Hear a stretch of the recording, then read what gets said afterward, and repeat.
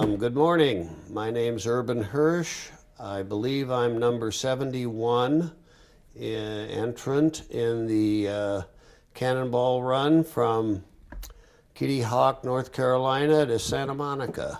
When you ask me if I'm ready or what, my response would be or what. Scrambling around, as I believe quite a few are. And so we're in the dash to have all three Harleys be as reliable as possible and predictable as possible. And earlier you asked the question, how did I get here? Meaning my interest in the old motorcycles. And it all started originally in 1956. I was riding a bicycle over to Bud Eakin's shop to hang around because I wanted to be a dirt bike racer.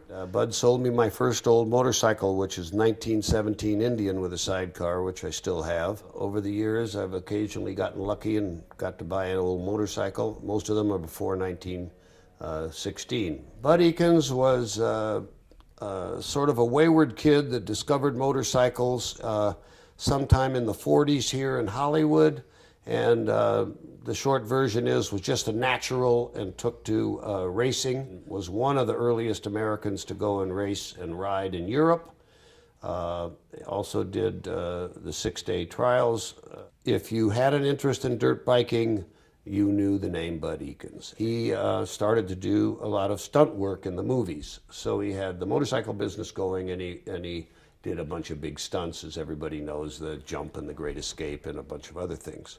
As a matter of fact, here's a picture of me with Bud in Ireland. He convinced me to go to Ireland and ride bikes in 2000. Other than this year, I've never missed it.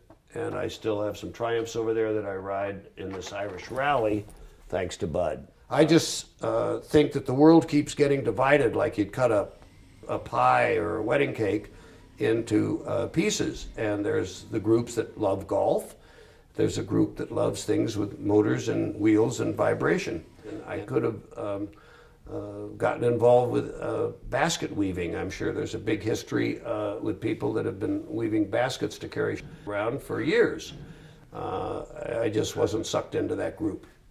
I have two sons, and because they grew up with me, they were never as nuts about motorcycles because they were surrounded with them. And I think that was a good thing. My parents didn't like them, so that pushed me probably more into this interest that I have.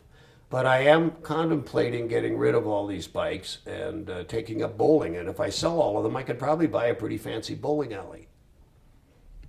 We'll have to see what happens in the future.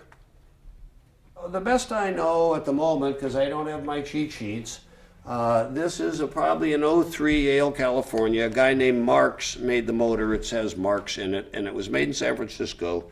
And I believe, if I had the article to refresh my memory, a bike like this was the first one that went cross country from San Francisco to New York. It had a fairly long layover in Chicago because the crankshaft broke. Must have done something right that he didn't have to work, unless it was work, to take off 55 days to go from San Francisco to New York. That Thor, that's very much just a different design, but same vintage. That's, I think, 1903 or 4 also. The earliest bike in here is that four-wheel thing in the corner, by the way, that quadricycle behind you. Made in New Jersey, but the motor is French. That's a 1900. It's a Didion Bouton motor. No, in a nutshell, if I try to be honest with myself, which has never been any fun, I would say that the experience should be a lot of fun because of the camaraderie with the other people that are interested in the same stuff. That was my workout. Get ready for it right there. Good set of stairs. I'd like to say that this whole exercise is going to be a cheap thrill. But I think in this case, I could just say I hope it'll be a thrill.